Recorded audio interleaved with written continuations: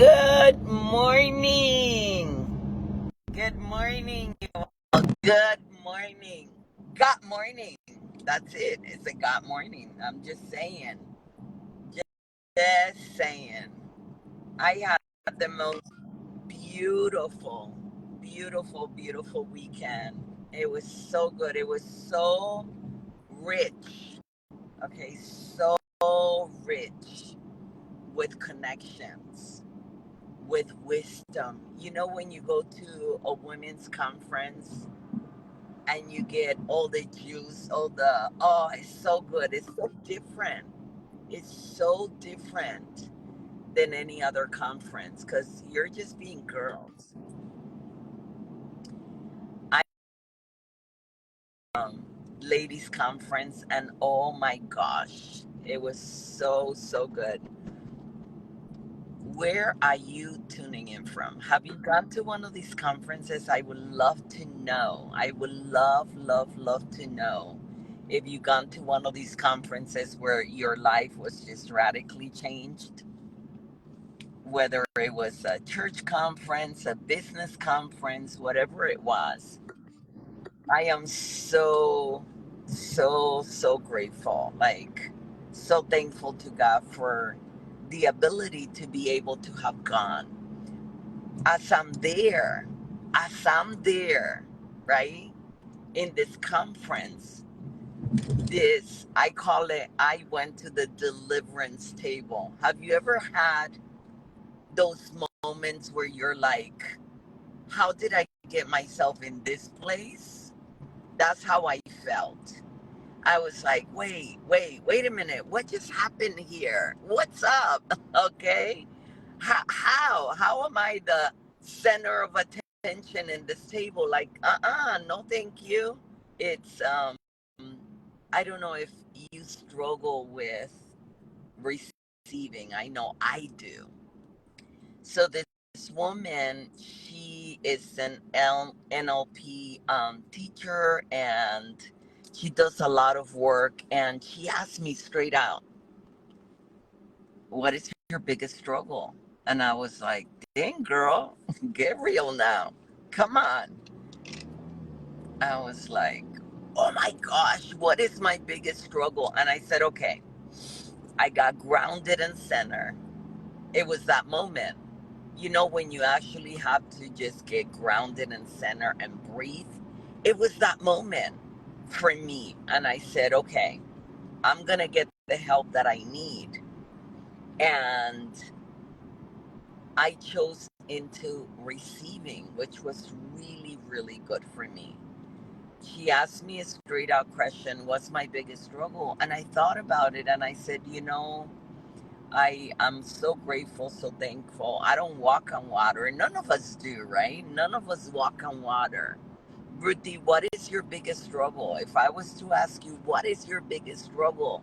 Some of us, struggle with drug addiction. I am grateful to God to be delivered and set free, but understand that I struggle. I was an addict for 14 years. I struggle with addiction, right? I struggle with sleeping around. I struggle with alcohol. I struggle with insecurities. I struggled with a lot of different things. But I've done a lot of work by God's grace. I have joined masterminds. I'm grateful to God, to my friend, my brother Daniel Giordano. And if you watch this, Daniel, we so gotta get together, my brother. Marides, make it happen. Marides is his wife. Um, but anyway, he started me on this journey of really, really digging deep, right, into personal development. I say I was ready because I had already gone through Celebrate Recovery. Um, I've been part of Celebrate Recovery now. I can't even believe it, 25 years. And back then, I was very much involved. I used to lead the ministry, and I did so much work in those rooms to be able to share my struggles, to be able to just be vulnerable. I remember um, this one beautiful soul, Yvette Branch. She was one of our leaders for CR, but before, she got to really know me, she's like, are you kidding me right now?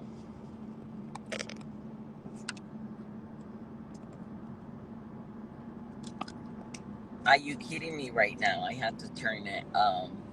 Something went on there. But she's like, are you kidding me right now? You have, like, she was sharing like as if I was living the perfect life. And I said, no, sweetheart, I I I am not. I moved to Florida because I went through a divorce. And it took me 3 years to go through this divorce, sweetheart. And I'm a single mom and I have four children, and I've been abused and I've done all the things, and I just started sharing because she thought, we can look, right, we can look like we have it all put together. I mean, except today, right, there's no makeup in this face. Well, I got the lashes on, okay. I think lashes, my lash girl, she's like, you just look like another person when you put on lashes. And I go, yes, yes, I don't like it. I'm like Terry Seville. I don't like it when I don't have lashes on. She's my lash sister. Um, they do the thing. But, sometimes we can come across as if everything is good in our lives. And we struggle. We all have struggles. So she asked me, what is your biggest struggle? And I had to go to that place where I can allow others in to come in to try to help. I don't know if you struggle with that. I know I do. And I said, my biggest struggle is I know God has me doing something. God has me doing something. I'm focused, gazelle focused. I'm doing the thing. But something happens. And then it's like, I'm ready to just give it all up. Like, no, thank you. I don't need that in my space. No, no, no. And why do I do that? Like, let's say, and I had to give her a real example because she's looking at me like if I have five eyes. And I'm like, okay, let me tell you more so. And I give her details. Okay. Like, I am that person. I don't like the friction and the confrontation. Like, I could be in a, say, partnership with you in business, and something happens where, you know my integrity is questioned or something, and it's like, it could be a great business. God brought me there. I have all the signs. I have worked hard to do the thing, but now all of a sudden my integrity has been questioned. It's like, as if, no, no, I'll go the other way. I'll run, and eventually I can get grounded and centered to be able to explain to that person, talk it through and all that. But I don't like it. My first thought is, I'm out. I have a struggle with, actually, when something comes up, with actually doing the work and working through. And I know that's a struggle that I have. Like, for me to sit down and say, sweetheart, um that really hurt, or that messed me up, or I didn't appreciate what you said. And it's not speaking my truth that's a struggle. It's what I'm gonna get back from speaking my truth. That's what I get afraid of, and it's easier for me to just run the other way. And this woman was able to, I said, I have this situation, this just happened, and I don't know what to do with it, because I forgiving this person. I predisposed myself. I learned this from my sister. She's a therapist, and what a great soul my sister Giovanni is. But she will say to people, which I will say to people clearly, I'm predisposed to, I've already forgiven you. Like, no matter what you do, those people, which my circle, I was telling Christy, my circle is very small. I know a lot of people, a lot of acquaintances, but friends, I don't have many. And but once you're part of that circle, like I will do whatever it takes to actually fight for that circle and make sure that that circle stays together. That's just me. Like, let's get the Vaseline on. Like, don't mess with your girl. If you mess with my sisters that are part of that circle, like, not cool, not okay. I will do whatever it takes to make sure that they're good. And she's part of that circle now. I said, you're in that circle of my friends, where I can call and celebrate a win, and it's not gonna get, the jealousy or whatever. But I can also call and cry with and be real with. Um, Christy was in that circle, and I was just very open to what had happened, what the situation was, um,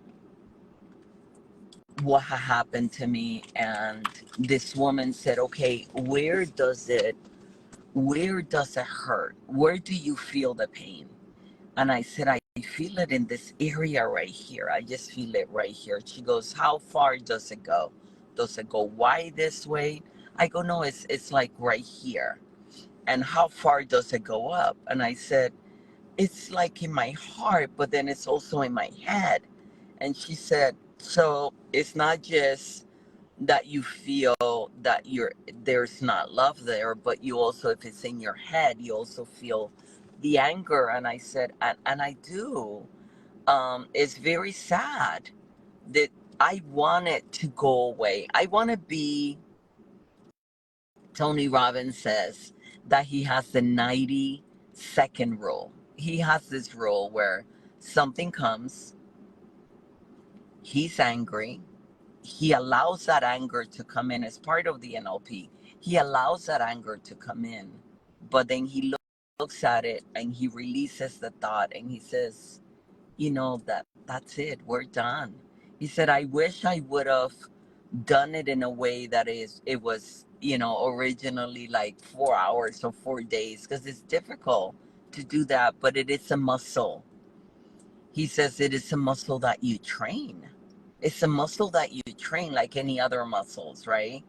I'm a bodybuilder, I compete. It's a muscle, and I know that I can associate with.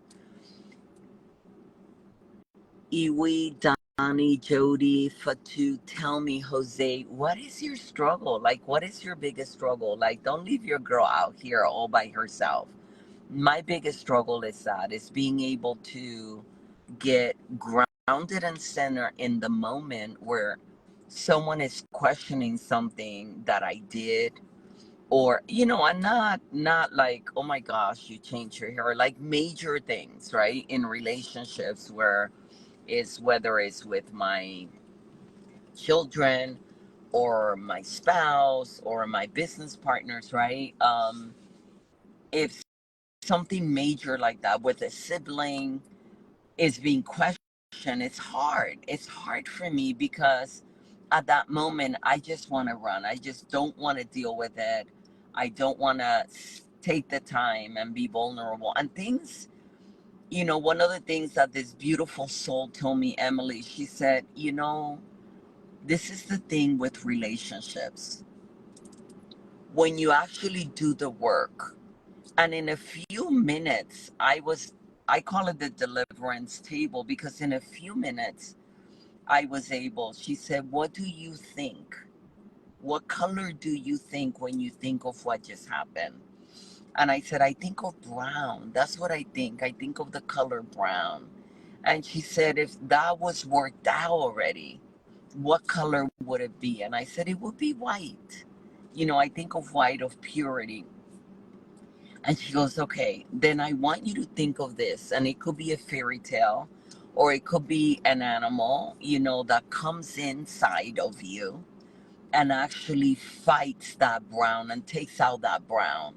And what animal would that be? And I said, well, for me, She said it could be like a dragon, and I said for me it's definitely a dragon. She gave me different examples, and I said it's a dragon, and I started laughing because I said it's like that dragon is coming through my head, through my heart, and just going like, Speedy Gonzalez, and taking out all the brown. And it was like I had that vivid picture, like just erasing all the brown. And that's why I call it deliverance, because I allowed the Spirit of God to come in and erase the hurt, erase what I felt in the moment was done wrong. And I was able to truly forgive and be present to where that thought, when it came back, Tony Robbins says in 90 seconds, that thought comes in,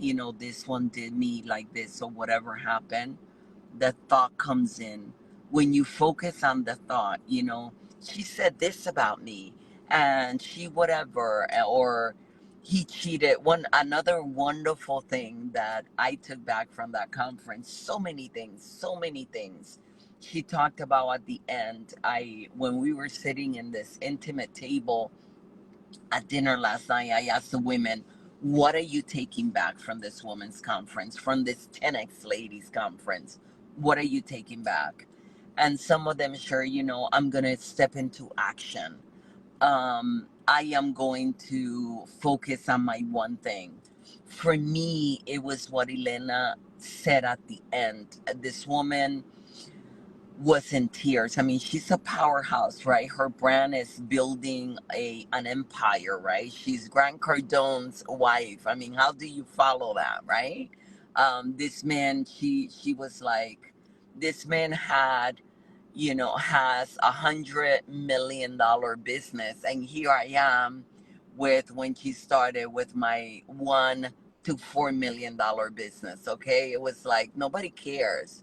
We can't take the effort and the team from this, you know, powerhouse, this $100 million business, and pour those resources into this here. Like, you have to figure this out on your own. And she's continued to build it. I think it was her third or fourth conference, and now she's at $10 million, and she's doing great things. But at the end, something totally touched me. She said, which it spoke to me, so like it went down to my soul. She said, there's so many people that are waiting for you to show up, so many people that are waiting for you to show up and do the thing. You're not just robbing God of what God put into you. This is how I heard it. Not her words, mine, but this is how it was translated through the Holy Spirit here in my mind. You are not doing the thing, Glennis, and there are women out there that are hurting. There are men out there that are hurting because you refuse to show up and share that message. And I was like, dang, girl, preach it, right? um that's what spoke to me. And then I asked some of them, what are the action steps that you're gonna take this week? And we did a group chat to be able to stay accountable, and that's beautiful. And one of the things that I said, I have to be able to do this week. And someone else said, I have to do this week. Like, one of our friends, she's gonna launch her podcast. There was another woman that said, I am going to actually revamp my Instagram by tomorrow, she said, which means today. I'm gonna revamp my business Instagram. She does lashes in Chicago, and she's a beautiful soul.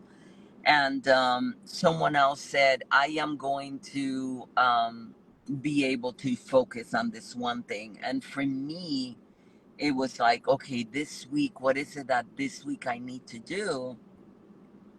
And I said, this week I need to go back to working inside the office. And Joelle, Cassie, if you listen to this message, I am going to reach out because I love the vibe in there. I love the energy in there. I love learning. I love what I bring in as a real estate investor and what they bring into me. Joel and I, we say I go into the office to buy deals because he's a wholesaler, right? He's a wholesaler, but he's also a flipper. And I am doing real estate investing right now. I'm focused on that, and bought two deals from him, which is great. He's part of the Sub2 community, and I bought two deals from him, and I am actually in front of one of those deals. I left the hotel, dropped off my beautiful friends at the airport, and now I came to look at the progress of the work in Boca. And this home is beautiful. I mean, I'm just so grateful to my team, for the work that they have done. And, I'm just trying to go back and be able to get back into what I need to be doing. My dad, I went to Owners Club. I'm part of Pace Morby, and we were there for almost a week. And then when I came back, that's when my dad got sick, and it was like a turmoil that turned my whole thing around. We had to be present.